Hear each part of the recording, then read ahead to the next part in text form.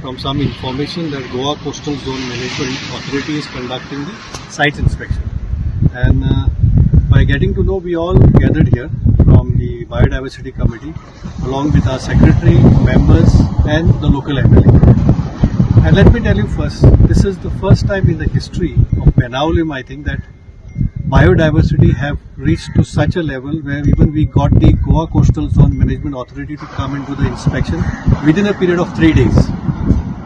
आता कितें आसता जायत लोक उलयतात, व्हिडिओ काडटात, पण एक्शन काय करनात, म्हणजे लिगली काय बरोवन एक्शन करनात. आज आमी पयले फावटी एक केला, ते खातीर आज ऑथॉरिटी हांगा आयिल्ली आसा. And with the local help from our local MLA, we been doing things which is a betterment for the entire Benaulim. And we as a biodiversity are pretty good enough to know that these things or these sand dunes will be getting restored from the people who have destroyed it.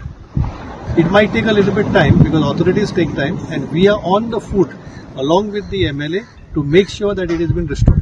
13 तारखेर आम inspect करून letter धाडली GCZMA rest all authorities. आणि आज म्हाका सदां today is the 17th weekend जालो. Today CRZ is over here to do an inspection. I think this is action. This is not just talking. And this action will go and it will get converted to a criminal offence. First, which has to get registered against whoever has violated this sand dune, whoever has done the destruction. Second, there has to be a penalty. And third, there has to be a restoration plan in place.